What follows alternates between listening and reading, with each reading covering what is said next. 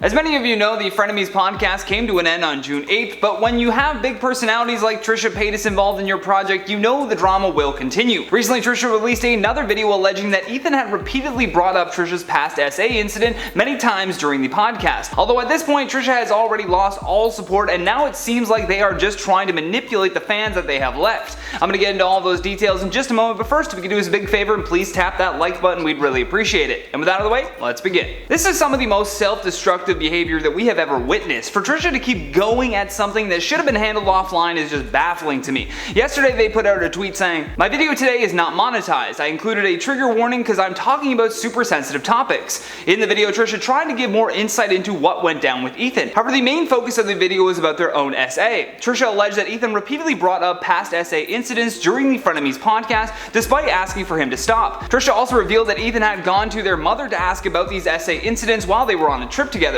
That being said, in the same breath, Trisha also said that they failed to set boundaries on the podcast, which is most likely why we see this awful back and forth of being okay with one thing and then immediately regretting it later. Trisha would often allow uncomfortable content to be posted for the purpose of entertainment and then later regret doing so. Hours after the video went up, Ethan tweeted out, "I know y'all want me to talk about Trisha, but this whole thing is extremely upsetting and disturbing. I'm still processing it. This is a person who I considered one of my closest friends a week ago who is now making videos accusing me of sexual harassing her. It's too much." Adding, "Trisha said I was sexualizing her in the workplace, which is the textbook definition of sexual harassment." He mainly added that reply because the video itself was not actually accusing Ethan of doing anything to Trisha, but rather continually mentioning their past trauma, which he still considers to be sexual harassment. Now, this is where the manipulation comes in again though from Trisha. They tweeted shortly after Ethan's response saying, "I assure you Ethan did not watch my video, inciting more unwarranted hate towards me. I don't even know what to do at this point. I take responsibility for wrongs that I did on the show, but I'm allowed to speak on what made me uncomfortable regarding my sexual health and history." Later adding, "I'm not sure if twisting everything I say this week is intentional to drive more hate my way or not, but it's disheartening. Starting with me wanting to fire a crew to now accusations of sexual harassment when it's me talking about my sexual health and history." Essentially, it doesn't seem like Trisha is going to stop this madness anytime soon. They have clarified in more tweets that an apology to Ethan will not be coming and that a lot of things have happened behind closed doors. As for the people calling Trisha out for problematic behavior, they have asked for haters to unfollow them because they have every right to speak on social media. Which is correct, but does that mean that it's the right thing to do at a time like this?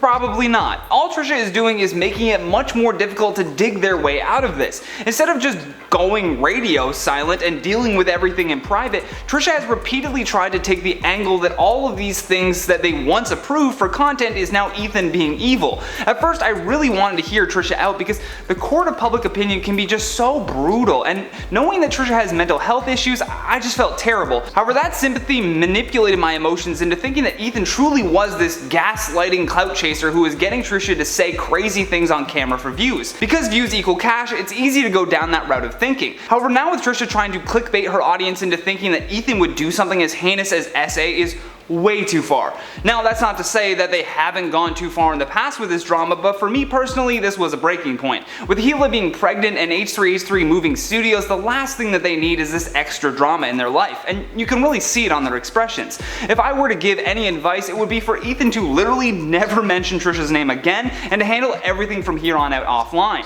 It's like we forget that that's even an option. The fans do not want to hear about money or ownership issues on the podcast. That is not entertainment, and it should have been handled offline. But hey, it already happened, so hopefully moving forward, Ethan will learn how unstable it can be working with a frenemy. But we would love to hear your thoughts on all of this though, so make sure you drop us a comment down below with what you're thinking. And while you do that, I'm going to check out some of your comments from the video titled "TikToker Gets Stuck in Folding Chair for Reason You Won't Believe." Corey Face says, "Best way to get out of the chair is if she didn't put herself in a folding chair. Stupid game, stupid prices."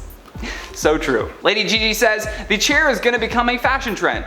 God, I hope not. Now get your chair belts at Walmart. Epoch97 says, "Stuck in a folding chair, this is gonna be the costume for Halloween this year, along with Gorilla Glue in my hair." Man, can we come up with some better costumes, please? Stuart B literally says, "Well, we all knew Gorilla Girl version 2 was coming." I mean, if that's what you want to refer to her as, no, I'm here for it. Cloud420 says, "Because of the title, I was stopped what I was doing to come watch." Well, thank you so much for stopping by. But either way, guys, that has been today's video. Thank you so much for watching. I've been your host, Johnny Rogers, and until next time, stay classy, YouTube, or at least try.